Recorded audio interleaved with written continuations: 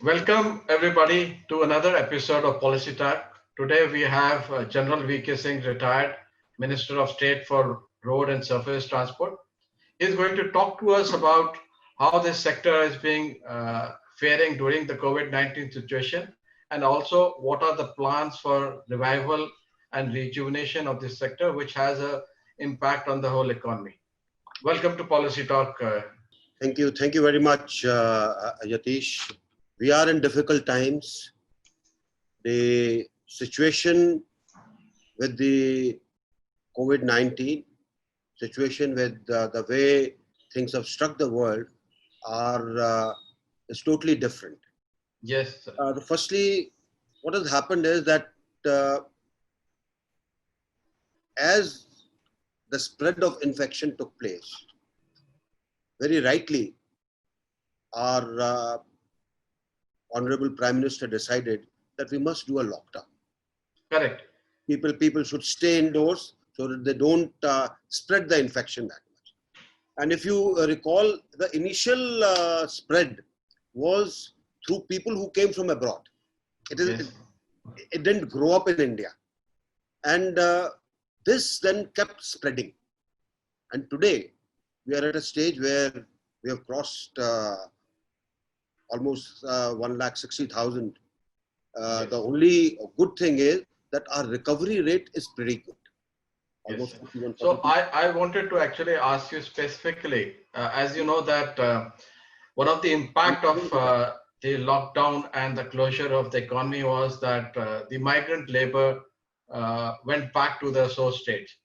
And as you know that road construction projects are fully dependent on these migrant labor. Now, I believe that you have restarted some of these projects. How are you thinking about bringing these migrant labor back so that we can foresee a full flow of construction on Actually, road projects? I was coming to this particular issue. See, the lockdown created a void. It created a void because all work stopped. The only saving grace where the road sector is concerned is that people who work, who make roads, they are, I'll call them a specialist labor force. They only do roads, Yeah, whether it is technical or non-technical work. And the contractors, the concessionaires who get them, they make labor camps for them. So most of the projects we find that concessionaires had their labor force intact. Some of them had problems uh, which were there, but they were contained. And this initial rush, if you remember, when people started rushing back, this labor didn't go. It stayed where they were. They were looked after by the contractors. They were given food and they were reasonably okay. However, when the second lot of movement started, some people, because of the rumor mongering and other things, wanted to go and they have gone. But most of the projects which started, we had before the lockdown, we had about 1,300 projects, 1,300 plus. We've started 1,100 plus. Most of them have started with almost the same strength. There's some where strength has got depleted, but most of them started with the same strength. And that is why we find that things are not looking as negative as one thought that it would. The other thing is that various measures that were taken by the concessionaires and various measures that we instituted for ensuring that the transport moved on the roads because essential goods had to be carried. The toll operators and the toll set were geared up. They were told to sanitize, they were told to give food, they were told to help. This helped in ensuring that the activity did not totally finish off. And I would say that this labor which has gone back, now that the work has started, slowly they're trickling back. so We are is there any kind of specific plan that you have to bring them back, in concentration with maybe the railways or the state governments uh, of the source states, basically? See, Yatish, most of the labor is local labor. Wherever work goes on, it is all local. It is not like the border roads where the labor comes from all over and they keep them in camps. Okay. So where the concessionaire is concerned, this labor comes from the nearby villages. So to that extent, it is controllable. Where they had labor which was from other areas, and that is what I was alluding to, the depletion has not been too much. Okay. And our information is that contractors who, after this work restarted, they are slowly gearing up to the full potential that they were at when the work had stopped. Okay. So that brings me to my second question.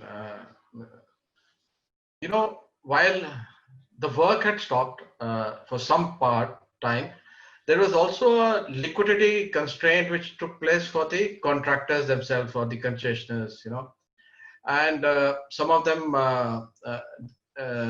would have found it difficult to pay, their own subcontractors or their own labor. Was there anything specific done by the ministry to improve the liquidity or capital flow into these companies? Two things I would like to emphasize. Firstly, the problem of small contractors or subcontractors has always been there. And we have been grappling with it for some time. In fact, the last review that we carried out with contractors, the PDs, the ROs, state representatives, a major exercise was done for 3 days in Gurgaon.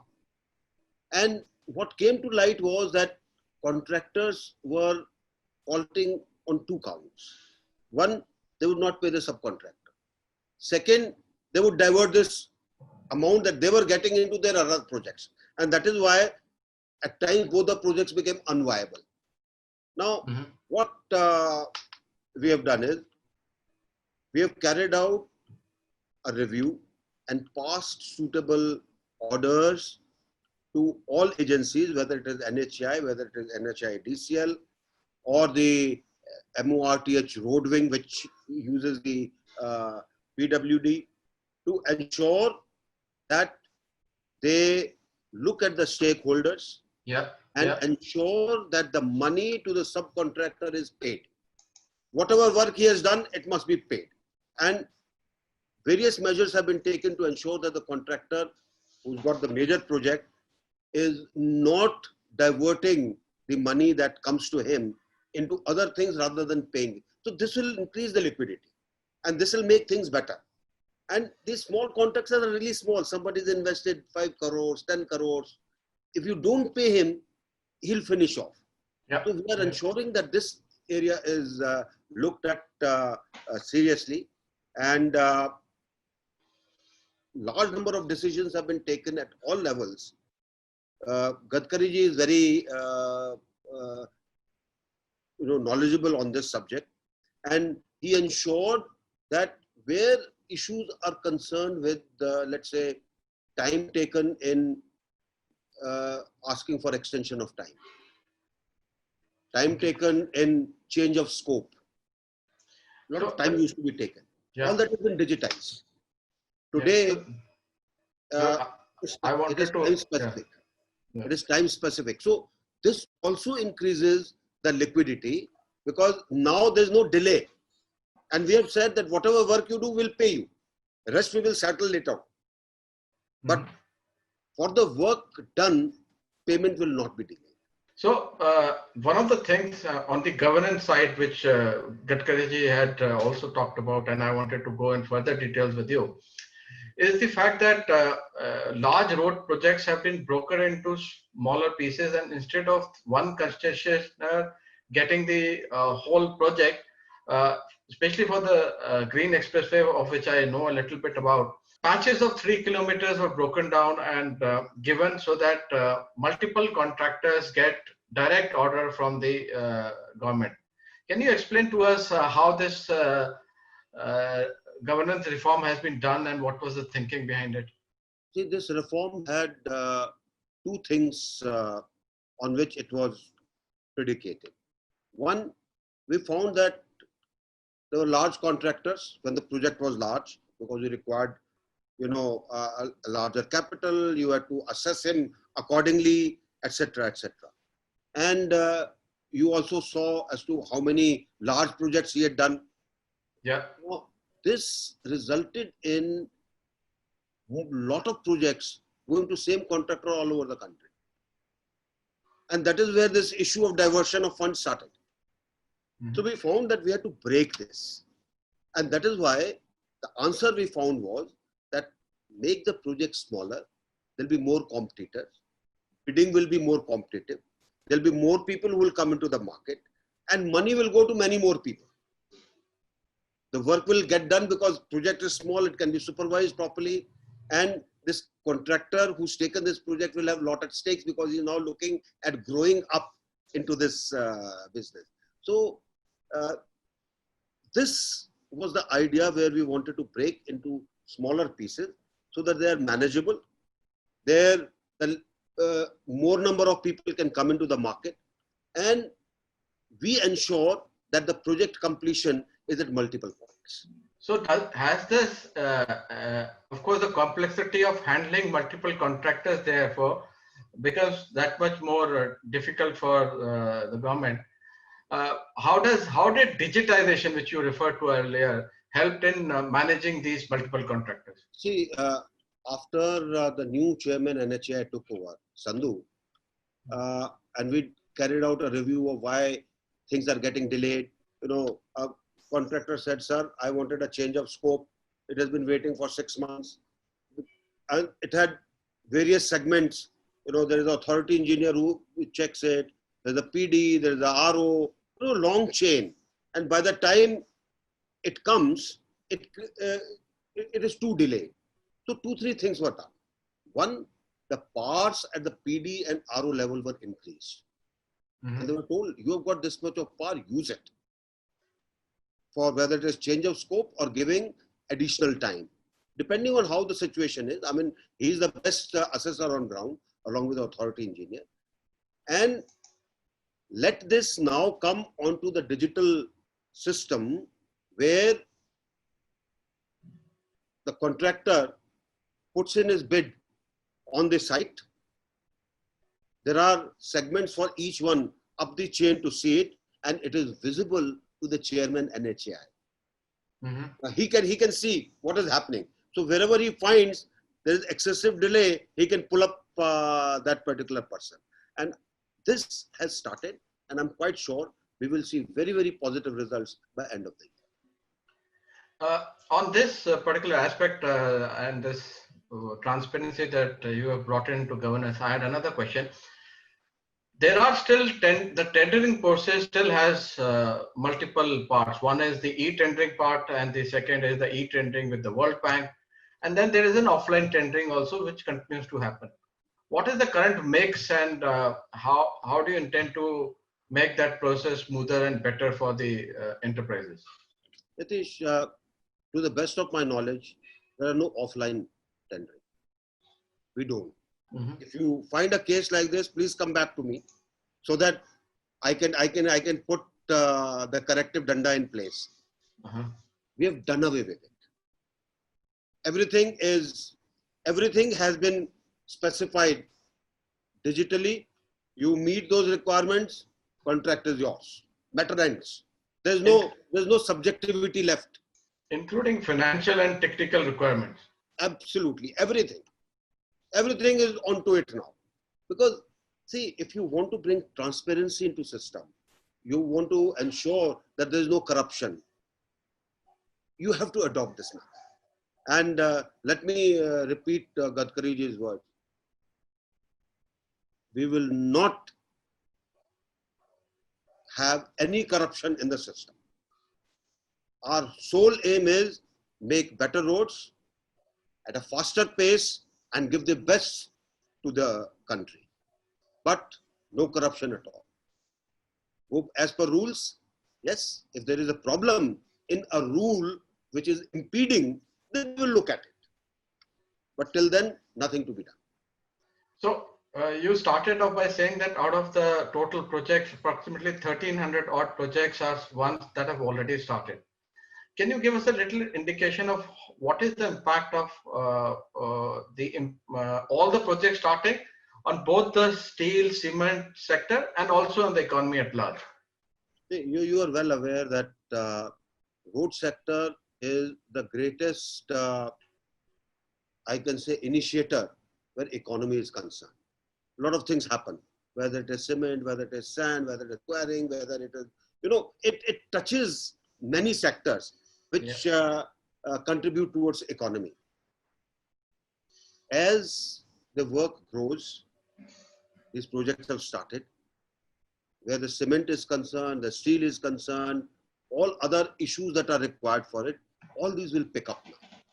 And our feeling is that this is one which will be the biggest contributor for the economy.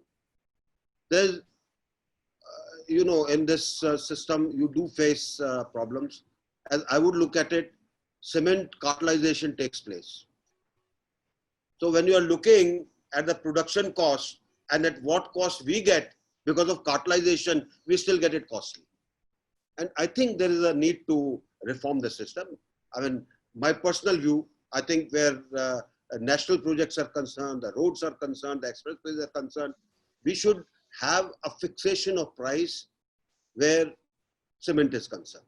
I mean, do you think fixing price of cement will impact cement manufacturers directly? Because whenever government caps any price for anything, either quality deteriorates or supply dwindles away. Simple economics says that price should be left to the market to decide. Competition should be increased. Transparency should be improved. So that if the market is a decider, at least it is okay. But if the owners are deciders, then it is not okay. There's a difference. When cartelization takes place, it is not the market. It is the owners who have decided to hold back. I mean, work out a simple arrangement. Okay, production cost is X, add 20% to it. For national projects, we will give it at X plus 20. That's it, simple. But that's also price fixation and margin fixing. The type of demand that the national project has, all these people will still profit tremendously. But if you go into the greed factor, okay, my cost is X, but I want X plus 200, then there is a problem. But won't competition itself kind of curtail the fact that you can't, nobody will be able to charge X plus 200%, because if your system is able to attract all the bidders and the process is transparent, then people will like to, because government is the largest consumer of both cement and steel in the COVID-19 world. There's no other place that so much construction is happening besides the government. So do you think there's a need to kind of maybe make the system more easily accessible? System is very easy. Cartelization ensures that whatever you do will fail. Gadkariji has been struggling with it for the last 6 years. We have not been able to break the cartelization. See, 10 major cement manufacturers decide that this is what it will be. What will you do? There is always the Competition Commission of India where you can... No competition, because you are looking at the type of others will follow suit. The smaller person will follow suit. For him, he would like to go to the cartel price. Why would he sell earlier? He's quite happy. So I think somewhere there has to be convergence of objectives, convergence of what the nation is looking at in the minds of the producers and the consumers. And it's not just the market. The market economy at times, I'm telling you, last 6 years, cement prices haven't gone down where the national highway was concerned. Yeah, but as you know, that most concessionaires who had taken on road projects over the last 6-7 years have either gone belly up or have declared bankruptcy because of various reasons. Some due to Supreme Court cancelling contracts, some because of NHAI saying that they want to convert these projects now from toll to free highways. that kind of also has created confusion among the concessionaires who were at one point in time, willing to bid for large projects. Do you foresee that also as a problem going forward in terms of selling these projects or convincing large concessionaires to come on board? We have no problems. Recently, we have also announced certain HAM projects. There are a lot of takers for it. TOT projects, there are a lot of takers for it. So we do not find any problem. And now, if we have a system which we have put into place, which is responsive to the needs of the people who are building roads, I think things are improving. All that we are looking at is bring in technology, ensure that the cost of building road is cheaper, and ensure that the pace is faster. I think if we can do this, we will have the complete network that we have envisaged in India. Wonderful. Wonderful. Thank you very much for spending this time with us and explaining to us exactly what is happening in the road sector and how the government is looking at livelihoods and governance in this space. We look forward to having you again on Policy Talk. Thank you. Thank you. Thank you very much. Thank you.